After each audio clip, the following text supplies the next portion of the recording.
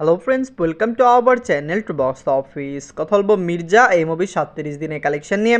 কথা বলবো রাজকুমার এই মুভির 37 দিনের কালেকশন নিয়ে। আপনারা জানেন সুপারস্টার সাকিব খান স্যার অভিনীত রাজকুমার ফিল্মটি অল টাইম ব্লকবাস্টার হয়েছে। বাংলার দর্শকরা এই মুভিকে সাপোর্ট করছে এবং মুভিটি সকল জায়গা থেকে পজিটিভ কালেকশন করতে সক্ষম হয়েছে। ফ্যামিলির সাপোর্ট ভালোবাসা কিন্তু রাজকুমারের সাথে রয়েছে। আমরা এক্সপেক্ট করছি রাজকুমার লং টাইম রানে বক্স অফিসে কমপক্ষে একটি ভালো আয় করবে। আপনারা জানেন সব ফিল্ম ব্লকবাস্টার হয় না, সব ফিল্ম অল টাইম ব্লকবাস্টার হয় না। রাজকুমার যা আয় করেছে পুরোপুরি প্রফিটেবল এবং লং টাইম রানে মুভিটি বক্স অফিসে আরও ভালো আয় করতে পারবে। কথা বলবে এই দুই টিমের কালেকশন নিয়ে। ভিডিও ভালো লাগে তো লাইক করবেন এবং এখনও যদি বক্স অফিস চ্যানেলটি সাবস্ক্রাইব না করে থাকেন সবার আগে সকল লেটেস্ট সাবজেক্ট এবং বক্স অফিস কালেকশন জানার জন্য আমাদের চ্যানেলটি সাবস্ক্রাইব করে নেবেন। প্রথমত বলবো মির্জা নিয়ে বাঁচল 4 কোটি টাকা। লিড হলো অঙ্কুশ হাজরা স্যার, 37 দিন কমপ্লিট করে নিয়েছে।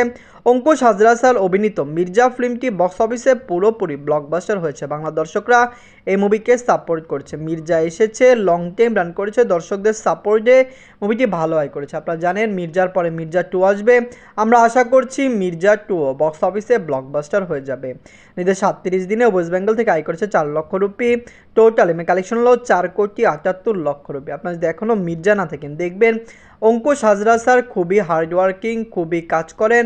তিনি কিন্তু তার মুভি নিয়ে খুবই সিরিয়াস। মির্জাকে তিনি খুবই সিরিয়াস প্রজেক্ট বানিয়েছেন এবং দর্শকরা এই মুভিকে অনেক বেশি সাপোর্ট করেছেন। এনকা বলবো রাজকুমার নিয়ে বাঁচল 10 কোটি টাকা। লিড হলো সুপারস্টার সাকিব খান স্যার, 37 দিন কমপ্লিট করে নিয়েছে।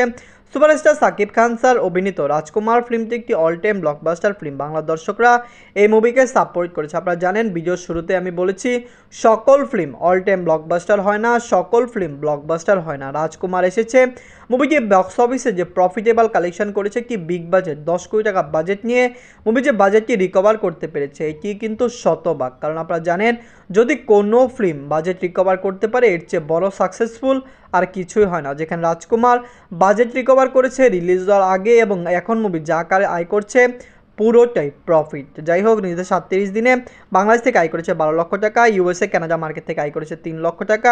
মুভিটি অস্ট্রেলিয়া মার্কেট থেকে আয় করেছে 2 লক্ষ টাকা। ইউনাইটেড আরব আমিরাত থেকে আয় করেছে 5 লক্ষ টাকা। ইউকে থেকে আয় করেছে 2 লক্ষ টাকা। ওয়ালেট মার্কেট থেকে আয় করেছে 24 লক্ষ টাকা।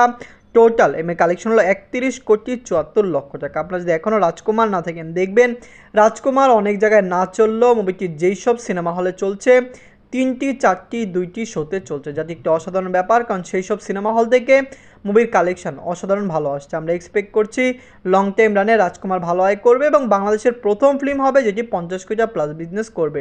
কারণ রাজকুমার এখনও আপনারা জানেন মালয়েশিয়া, সিঙ্গাপুর এবং ইন্ডিয়াতে রিলিজ হওয়া বাকি রয়েছে।